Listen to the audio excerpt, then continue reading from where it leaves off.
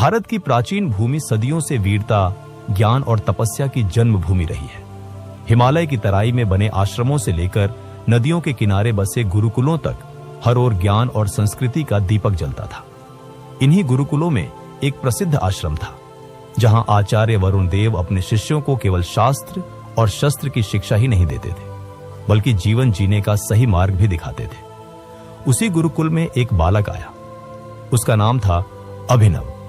अभिनव का शरीर कमजोर था, चेहरा सरल और मासूम। वह जब अन्य विद्यार्थियों के साथ अभ्यास करता तो अक्सर पीछे रह जाता। धनुष की डोरी खींचने में उसके हाथ कांपते, कुश्ती के दांव पेंच में वह धराशायी हो जाता। उसकी चाल धीमी और आत्मविश्वास डगमगाता रहता। गुरुकुल के अन्य विद्यार्थी मजाक उड़ाते, देखो ये तो तिनके जैसा है, हवा चली तो उड़ जाएगा, इससे युद्ध क्या होगा, ये तो बैल के सामने खड़ा भी नहीं हो सकता। ये बातें अभिनव के दिल में चुभती थी। वह अक्सर सोचता, शायद मैं किसी काम का नहीं हूं, भगवान ने मुझे कमजोर बनाया है तो मैं क्या कर सकता हूं। लेकिन नियति ने उसके लिए कुछ और ही सोच रखा था। एक दिन की बात है, गुरुकुल के सभी शिष्य धनुष बाण का अभ्यास कर रहे थे। विशाल लकड़ी के निशान पर तीर चलाना था। सभी शिष्य अपने अपने तीर मार रहे थे। राजन, जो गुरुकुल का सबसे तेज शिष्य था, उसने निशाने पर ठीक बीचों बीच तीर मारा। सबने उसकी प्रशंसा की। फिर बारी आई अभिनव की। उसने कांपते हाथों से धनुष उठाया, तीर चढ़ाया।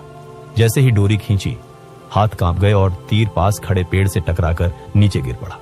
सभी शिष्य हंस पड़े। देखो, यही है हमारा कमजोर अभिनव, इससे तो गिलहरी भी डरकर नहीं भागेगी। अभिनव का चेहरा झुक गया, आंखों में आंसू आ गए।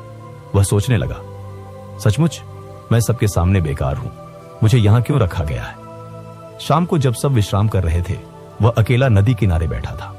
उसने चुपचाप पानी में अपना चेहरा देखा और बुदबुदाया, हे ईश्वर, आपने मुझे ऐसा क्यों बनाया। अगर मैं दूसरों जैसा होता तो शायद लोग मेरा मजाक न उड़ाते। उसी समय आचार्य वरुण देव वहां आ पहुंचे।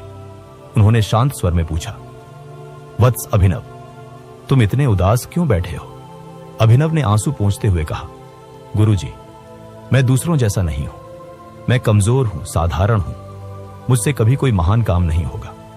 मुझे लगता है कि मैं जीवन में असफल ही रहूंगा। गुरुजी ने मुस्कुराते हुए उसका कंधा थपथपाया और बोले, वत्स, याद रखो, मनुष्य की पहचान उसके शरीर से नहीं होती, बल्कि उसके आत्मविश्वास से होती है। अगर तुम स्वयं पर विश्वास कर लो तो असंभव भी संभव हो जाएगा। अभिनव ने संकोच से पूछा, लेकिन गुरुजी, आत्मविश्वास आएगा कैसे। जब लोग रोज मजाक उड़ाते हैं तो मेरा विश्वास टूट जाता है। गुरुजी बोले, सुनो वत्स, आत्मविश्वास बाहर से नहीं आता, यह भीतर से जन्म लेता है।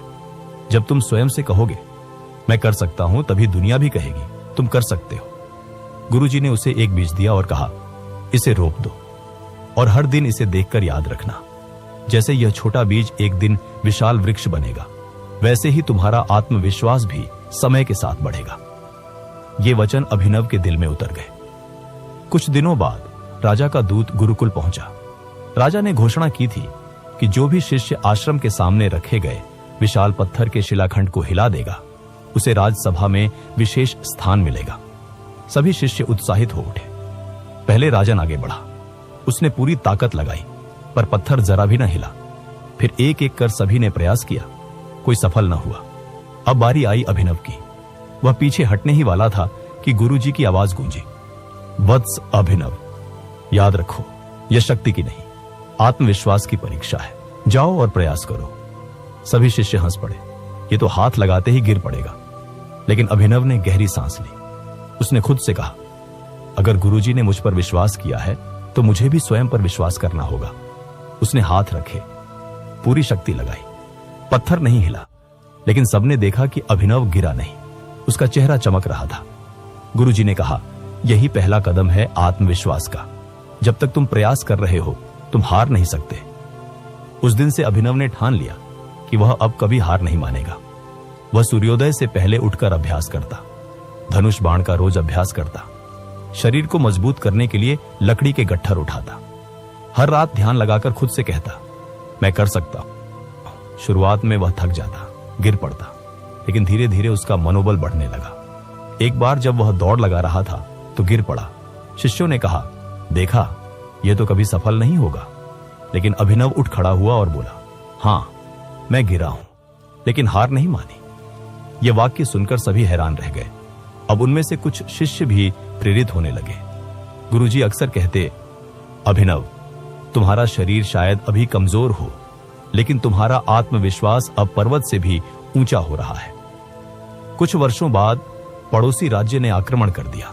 राजा ने घोषणा की, गुरुकुल के श्रेष्ठ शिष्य भी युद्ध में भाग लेंगे।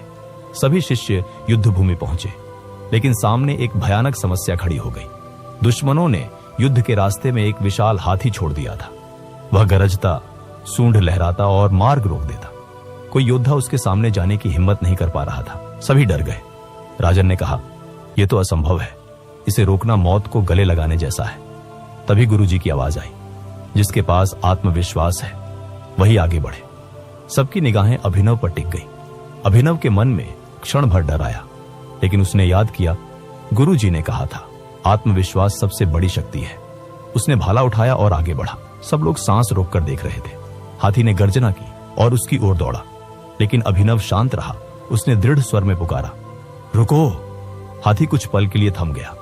फिर अभिनव ने चतुराई से पास पड़े लकड़ी के गट्ठर को आग लगाई और रास्ते के किनारे रख दिया। हाथी आग देखकर डर गया और भाग खड़ा हुआ। पूरी सेना हक्की बक्की रह गई। जो कार्य सबको असंभव लगा था, वह अभिनव ने अपने आत्मविश्वास से संभव कर दिखाया। युद्ध समाप्त हुआ।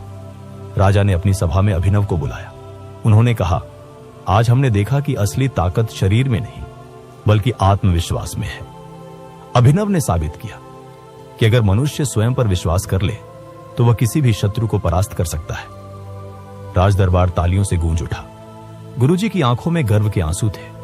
अब अभिनव केवल एक साधारण शिष्य नहीं रहा, वह पूरे राज्य का आदर्श बन गया। लोग अपने बच्चों को समझाते, देखो, यदि आत्मविश्वास हो तो असंभव भी संभव हो सकता है। और अभिनव अक्सर कहा करता था, कमजोर वह नहीं जिसके पास शक्ति नहीं है, कमजोर वह है जो स्वयं पर विश्वास नहीं करता। दोस्तों, ये थी प्राचीन भारत की प्रेरणादायक कहानी, आत्मविश्वास की ताकत। इस कथा से हमें यह सीख मिलती है कि मनुष्य की असली शक्ति उसके शरीर में नहीं, बल्कि उसके आत्मविश्वास में छिपी होती है। अगर हम स्वयं पर विश्वास कर लें तो कोई भी बाधा हमें रोक नहीं सकती। याद रखिए, हार तब होती है जब हम कोशिश करना छोड़ देते हैं। उम्मीद है यह कहानी आपके जीवन में नया जोश और हिम्मत भर देगी। अगर आपको यह कहानी अच्छी लगी हो तो लाइक, शेयर और सब्सक्राइब करना ना भूलें। मिलते हैं अगली प्रेरक कथा में।